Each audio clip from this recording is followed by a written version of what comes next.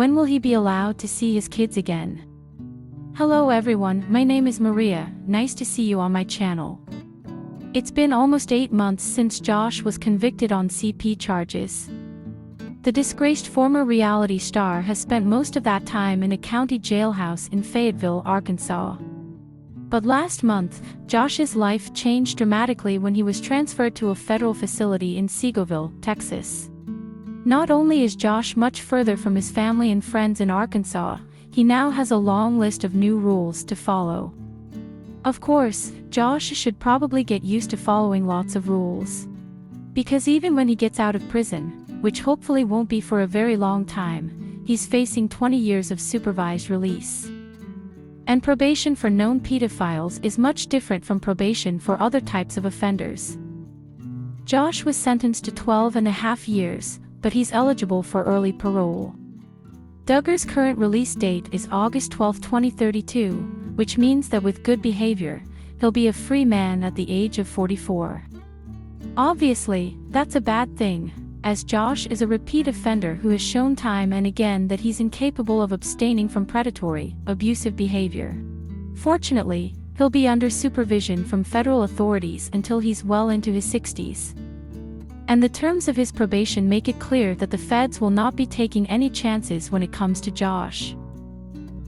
According to court documents first obtained by TMZ, Josh will not be able to use the internet without first receiving special permission from his parole officer.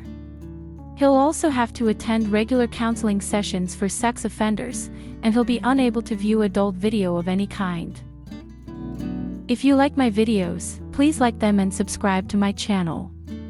Josh will be forced to submit to regular lie detector tests to ensure that he adheres to these rules. But the most comforting aspect of his probation is that Josh will not be allowed to spend time alone with any minors. That means he can't even spend time with his own kids unless a court-approved supervisor is present. That's the good news. The bad news is, the list of supervisors approved by the U.S. Probation Office will likely include Josh's wife and parents.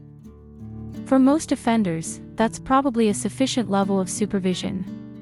But Josh's wife and parents turned a blind eye to his abuse for many years, and there's no reason to believe that they won't do the same once he's released from prison. We're not saying that they would necessarily allow Josh to prey on children while they're in the room, but we are saying that these people cannot be trusted to comply with the rules of Josh's probation. So what are we suggesting? Well, some might say that keeping Josh locked up for the rest of his natural life would be an extreme solution. But in a case like this, where the predator would be released right back into the culture of abuse that protected him for so long, it's also the only solution. Josh and those who enabled him don't deserve any sympathy, and his victims deserve a lifetime of protection.